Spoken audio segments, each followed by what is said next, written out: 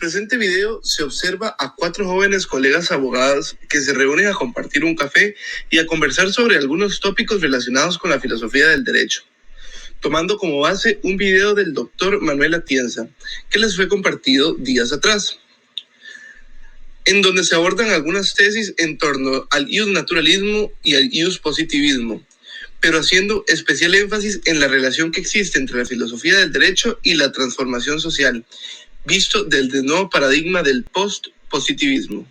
Buenos días, compañeras. Creo que las metáforas siempre son una buena técnica para iniciar a explicar un tema bajo análisis. En este caso, como dijo Atienza en algún momento, los filósofos en general y los filósofos del derecho en particular son como los árboles para el desarrollo de la sociedad y para la organización política, pues de cierta forma hacen posible que entre los seres humanos haya una vida civilizada y haya cultura. Por eso el autor sostiene la idea sobre el vínculo existente entre la filosofía del derecho y la transformación social. Por esta razón, creo que para nosotros es importante tener presentes los aportes que la filosofía del derecho le da a la ciencia jurídica y ver qué de eso podemos tomar para el ejercicio práctico como operadoras del derecho. Ustedes saben que las tesis del iuspositivismo y del iusnaturalismo han sido superadas y ahora lo ideal es enmarcar a la filosofía del derecho en el marco del pospositivismo.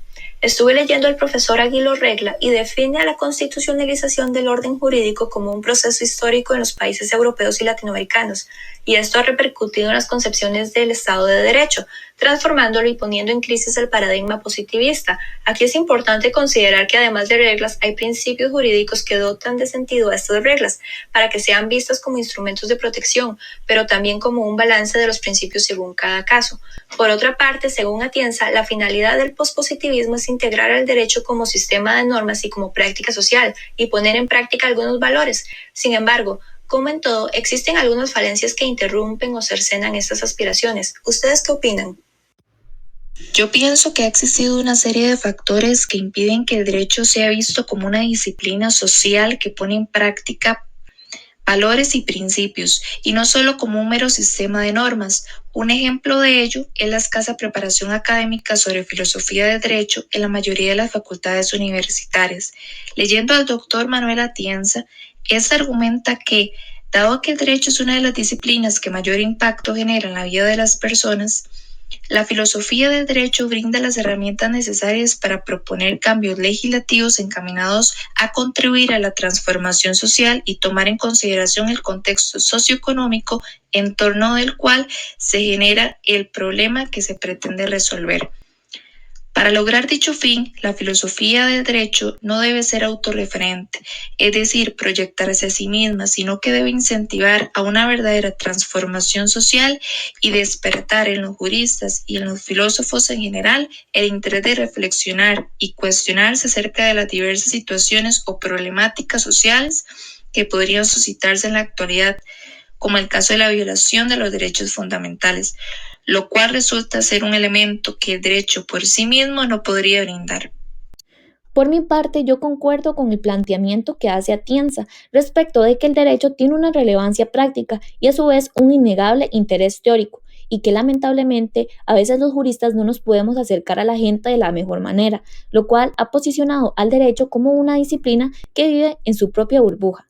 Sin embargo, desde mi punto de vista, creo que el derecho tiene que mostrarse tal como es ante la sociedad a la que le sirve, con sus posibilidades, sus fortalezas, pero también sus limitaciones y miserias. Considero que como juristas debemos entender la justificación filosófica del derecho, para que como disciplina, lejos de contribuir a la perpetuación de injusticias, contribuya a la transformación social. Tal como lo planteó Atienza, si queremos un verdadero Estado de Derecho, debemos desechar del todo la visión instrumentalista del derecho, esto es, su visión como un medio para un fin. Porque, ¿qué pasa si vemos al derecho como instrumento para alcanzar el bien social? Bueno, pues habría que ponernos de acuerdo respecto de qué vamos a entender como bien social, y es ahí donde cada grupo de interés empieza a defender los suyos propios. ¿Ustedes creen que exista algo así como lo bueno y lo correcto? Bueno, de acuerdo con el relativismo moral no existe tal cosa, pero en mi opinión concuerdo con Atienza cuando dijo que posicionarse desde el relativismo moral atenta en contra de los valores más básicos del derecho y del Estado de Derecho. Pero sí es cierto una cosa, el derecho puede ser injusto, lo jurídico puede ser injusto y lo antijurídico puede ser justo. Pero, ¿ustedes creen que por esto se pueda prescindir del derecho? Bueno, yo realmente considero que sin el derecho no podríamos aspirar a una sociedad justa. Sí es cierto que el derecho resulta injusto muchas veces, pero no por eso se hace prescindible. Precisamente es a través del derecho que una sociedad no solo logra establecer una base, un mínimo de valores como la igualdad, la no discriminación, el respeto por la vida, sino que a su vez es el escudo que los logra salvaguardar. Y estos no son solo valores jurídicos, también lo son morales. Pero entonces yo creo que sería debatible la pregunta, ¿es el derecho indispensable para la existencia de la moralidad? Bueno, realmente en la filosofía del derecho se ha discutido mucho respecto de eso y varios autores se han posicionado en diferentes ópticas. Por ejemplo, Habermas, como lo señaló Atienza, lo que dice es que el derecho y la moral tienen una dinámica de complementariedad. Sin embargo, yo realmente no me adscribo a esa posición, porque eso sería casi negar que entre el derecho y la moral no han existido o existen enfrentamientos o contradicciones, porque el derecho no se ha puesto de acuerdo en muchas cosas, por ejemplo, respecto si la maternidad subrogada es moral, si la eutanasia resulta ser moral o no, entre otras controversias. Para el autor Nino, en la dinámica entre política, derecho y moral, lo que se evidencia es un imperialismo de la moral, en donde solo las razones morales son justificables. Sin embargo, sí me queda algo claro, y es que tanto la moral como la política penetran el derecho, y el derecho hace que la moralidad sea posible, y además ayuda al control del poder político. Y de ahí que debemos tener presente una visión integral del derecho, en el sentido de cómo podemos hacer, entendiéndolo desde una óptica filosófica, que el derecho contribuya a la transformación social.